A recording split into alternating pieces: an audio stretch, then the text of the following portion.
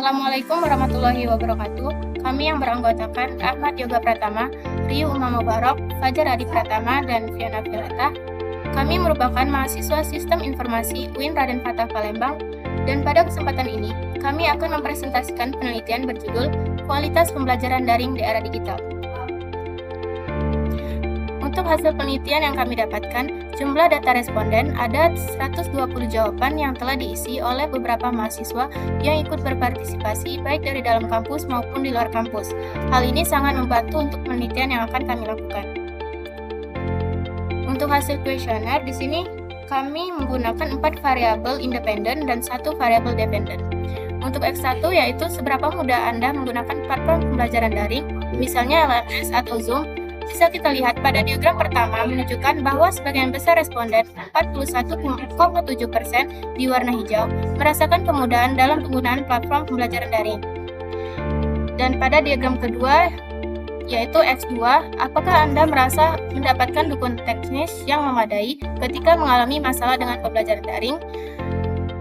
Diagram kedua ini menunjukkan bahwa sebagian besar responden 45,8% di warna jingga mendapatkan dukungan teknis apabila mengalami kesalahan saat pembelajaran daring.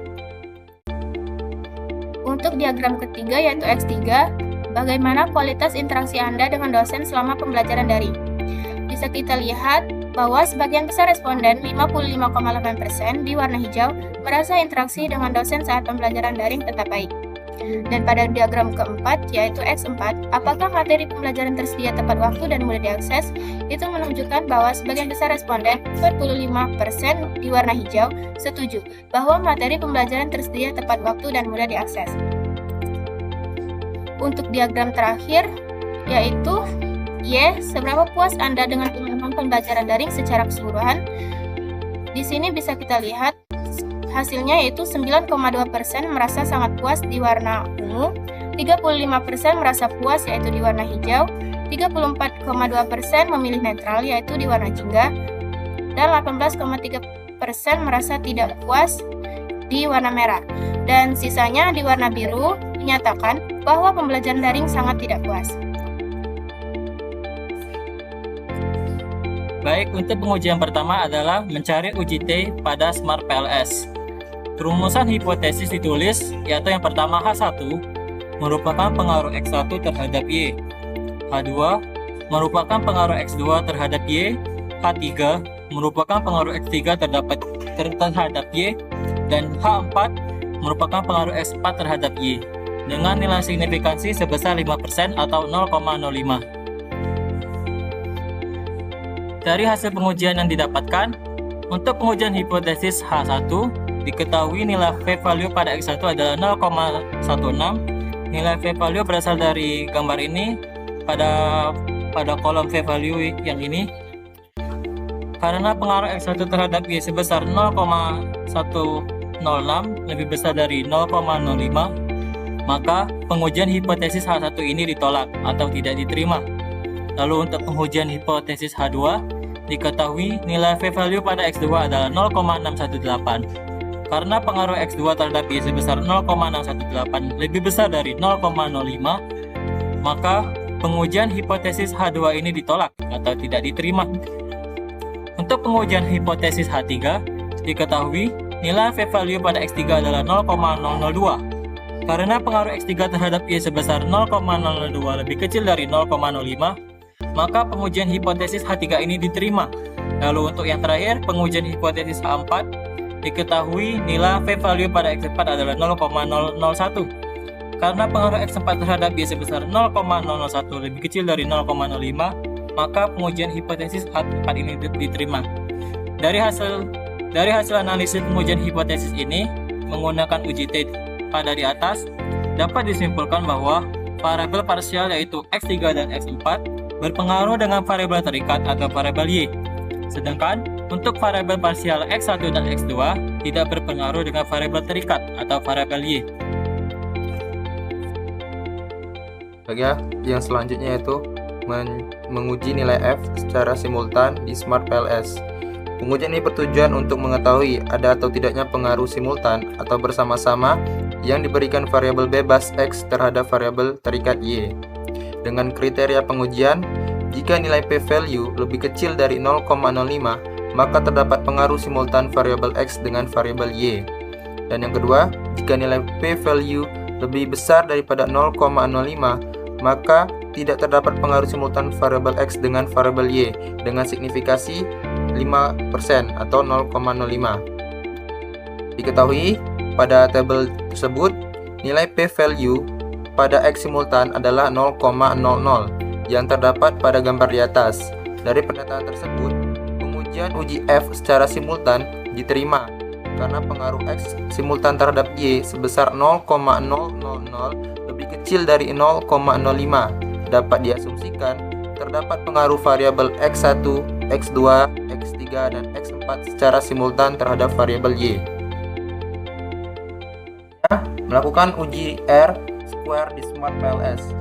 Pengujian ini bertujuan untuk mengetahui berapa persen pengaruh yang diberikan variabel x dengan secara simultan terhadap variabel y dengan signifikasi A 5%. Pada tabel di atas dapat kita lihat pengujian dilakukan dengan menggunakan R-square karena kita di sini menggunakan data berganda atau data dua arah.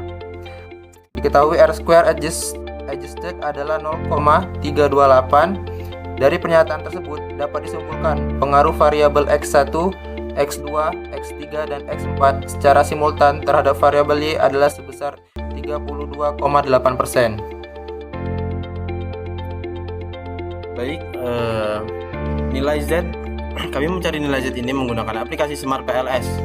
Nilai Z ini bertujuan untuk mengetahui perbedaan antara rata-rata yang dimana jumlah titik sampel biasanya lebih dari 30 menggunakan pengambilan independent sample test. Ini ada dua kriteria. Yang pertama, jika nilai signifikasi dua site lebih kecil dari 0,05, maka terdapat perbedaan yang signifikan antara variabel x dan y. Nah, yang kriteria yang kedua, jika nilai signifikasi 2 itu lebih besar dari 0,05, maka terdapat perbedaan yang signifikan antara variabel x dan variabel y dengan A itu sebesar 5%. Kita lihat di foto di sini. Ini diketahui untuk setiap nilai signifikasi two side-nya itu x1 sama dengan 0,725, x2-nya sama dengan 0,029, x3-nya itu sama dengan 0,055, dan x4-nya itu sama dengan 0,006. Setelah kita mengetahui tadi, X1 dan X3-nya tidak terdapat perbedaan yang signifikan antara variabel X dan variabel Y karena signifikasi 2 itu side X1 dan X3 itu lebih kecil atau lebih besar dari 0,05 tadi seperti yang di kriteria pengujian.